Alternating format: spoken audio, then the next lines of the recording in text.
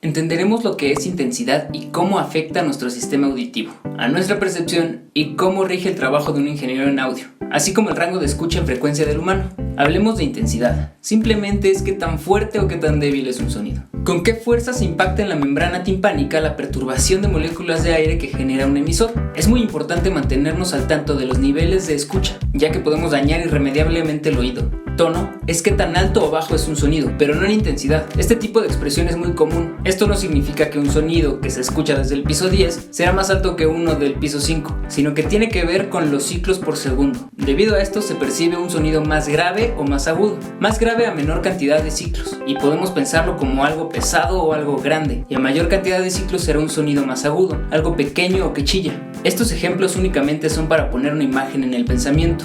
Ya que nosotros nos enfocaremos más a la música, debemos entender cómo funcionan los instrumentos musicales y el lenguaje que utilizan los músicos. Así que pensemos en un piano. Tenemos el do central. Más adelante veremos el orden de las notas. A partir del do central, que será nuestro punto de partida, hacia la izquierda tendremos sonidos más graves y hacia la derecha sonidos más agudos. Comprendiéndolo desde el punto de vista del audio, son menos ciclos por segundo hacia el lado izquierdo y mayor cantidad de ciclos por segundo hacia el lado derecho. Recordemos que esto no quiere decir que por tener más ciclos sea un sonido más fuerte. La cantidad de ciclos es pensando en la frecuencia fundamental que forma un sonido. Recuérdalo para los siguientes temas. Retomaremos un poco la manera en que escuchamos, porque es pertinente para comprender por qué algunos sonidos son más fuertes que otros. Nosotros no escuchamos de manera lineal. ¿Qué quiere decir esto? Que dependiendo de la frecuencia que escuchamos, la percepción será distinta. Esto lo podemos ver en las curvas realizadas en un experimento por Fletcher y Monson. El experimento se llevó a cabo de la siguiente manera. A un grupo de personas se les pide que indiquen el momento en que escuchan un sonido, similar a lo que sucede en una audiometría, que es el estudio que se realiza cuando se recomiendan auxiliares auditivos. Lo que se encontró es que las frecuencias más graves y más agudas del espectro se necesita mayor intensidad para ser percibidas por el humano,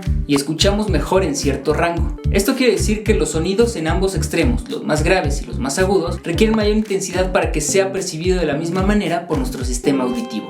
El humano tiene un rango de escucha de 20 Hz a 20 kHz. Es importante conocer los sufijos y qué significan. Kilo es 1000, así que 20 kHz son 20.000 ciclos cada segundo. Recordar bien los prefijos y sufijos nos servirán para entender muchísimos conceptos de audio, funciones y parámetros comunes en los procesadores. Esto no quiere decir que solo existan frecuencias en este rango. A las frecuencias por debajo de este rango se les conoce como infrasonidos y ultrasonidos a los que están por encima de este. Los humanos no escuchan ni los infrasonidos ni los ultrasonidos. Podemos llegar a percibirlos de otras maneras y algunos animales sí las escuchan y perciben un rango mayor a nosotros. No escuchamos igual en todo el rango, pero esto nos permite entender mejor algunos sonidos como la voz humana, que se desarrolla entre las frecuencias que mejor escuchamos. Tomemos en cuenta que nuestras herramientas de trabajo principales son los oídos. Debemos cuidarlos de altos niveles como pueden ser sonidos por arriba de 90 decibeles. Más adelante aclararemos lo que son los decibeles. Por ahora solo tengamos en cuenta que es una unidad de medida que compara grandes cantidades. Existen algunas aplicaciones para celular que nos pueden servir como referencia. La que yo utilizo por ahora es decibels. Con esto podemos revisar que nuestro nivel de escucha se encuentre por debajo y cuidar nuestros oídos. Estamos expuestos mucho tiempo a sonidos relativamente altos, así que tenemos que cuidarnos y siempre estar pendientes de estos niveles. Estamos aprendiendo las bases de audio necesarias para seguir y poder trabajar adecuadamente. Estos conceptos nos ayudarán a entender muchas funciones de los procesadores de audio y cómo lograr los efectos que ya hemos escuchado.